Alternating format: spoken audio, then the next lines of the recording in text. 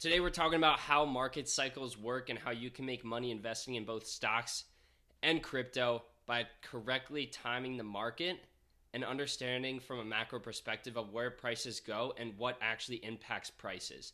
And what you need to know and understand is that these markets aren't directly, or stocks and crypto aren't priced by the actual utility or the technology advancement of the investment itself, but rather than it's totally or 100% priced on the people's expectations in which the market is going. What I mean by that is prices right now, companies are undervalued because people's expectations of where the market is going is negative.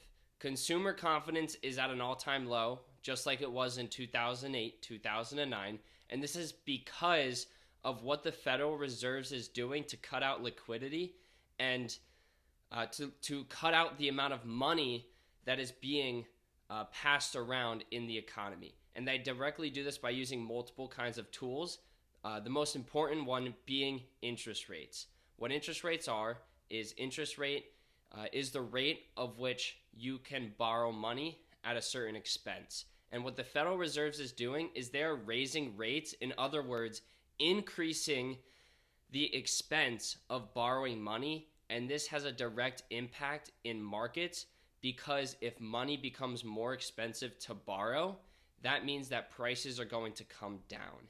And we've seen the Fed raise rates for almost 12 or maybe even over 12 months now with a substantial rate hikes of 0.75%. You know, they've actually increased rates at a multiple of 16x from when they bottomed, and this has drastically impacted market prices, tearing them down to below of which companies are actually worth, which is why right now is a huge investment opportunity because consumer expectations is for prices to continue falling down as the Fed increase rates. Therefore, stocks and crypto are undervalued. They are not of which the actual value of the technology. And what's going to happen is there's going to be a shift or a turning point where the Federal Reserve comes out and they say, hey, inflation is coming down a little bit quicker than we expected. And because of this, we're going to stop the rate hikes. And as soon as that happens, you're going to have missed out on the opportunity because now the consumer expectation is going to flip and people are going to expect the market to return and rebuild itself, and you'll see substantial gains as soon as this happens. So what you need to take from this is you need to start to learn and understand how market cycles work and how the Federal Reserves directly impact these market cycles. Right now we're at the bottom of a cycle, meaning that prices have come down to where they're going to start bottoming out, and they're going to return back to prices of which they were at a year or two ago when we saw all-time highs. Now, the next question is, when is this shift going to happen? And it's going to happen as soon as the Federal Reserve decides to flip and make the change to drop rates and bring back liquidity into the market, increasing the amount of money that is transferred throughout the economy. This is going to happen. You know, my prediction of when this is going to happen is probably Q2, Q3 of 2023. And this is because we've already seen inflation come down due to the drastic rate hikes and the cutting of liquidity in the market. And the Federal Reserve is eventually going to have to react to this deflation because deflation is a huge issue. When prices drop substantially, that's not a good thing for the economy, and it normally affects people drastically. It affects businesses by lowering the amount of income they produce, and what this will cause is substantial amount of layoffs and higher unemployment. And we're going to begin to see this happen in Q1 of 2023. And there's going to be a point of which it gets too bad for the Federal Reserves to continue raising rates, and they're going to shift and flip the market, and prices are going to return.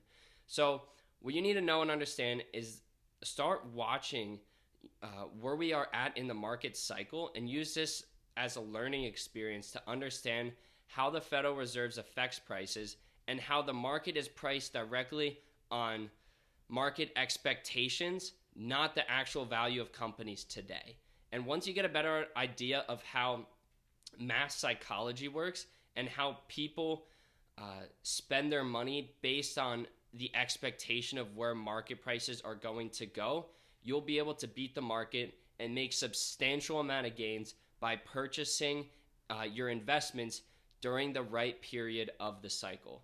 I personally, this is the first time I've ever been through a full market cycle. I started investing about 4 to 5 years ago, when prices were towards a bottom, and we've seen this huge increase in prices as the Federal Reserve was printing money and dropping rates to nearly zero, making money practically free to borrow.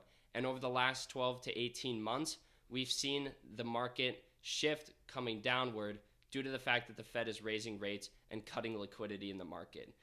This experience for myself has been a huge learning experience, because the mistake that I made is that I did not sell any of my investments 12, 16 months ago when they were at an all-time high, because I didn't expect the Federal Reserves to raise rates substantially in such a short period of time. And ultimately, I wasn't educated in how market cycle works, or how market cycles in general work. But now, over the last 12 months, I've taken this as a huge learning experience, as I've lost a substantial amount of money. And what have I not done is I haven't sold. In fact, I continued buying over the last 12 months. And that's probably the second mistake that most people make, is they see they expect the market to continue going down, therefore they sell, when you need to understand that the mass psychology of the market is that the market's going to continue going down. Therefore, you need to take advantage of that by buying into these investments. So take this as a learning experience, understand market cycles, and start to think about not what you expect the market to do, but what most other people expect the market to do. And based on other people's expectations, you can get a better idea of where prices are headed in the future.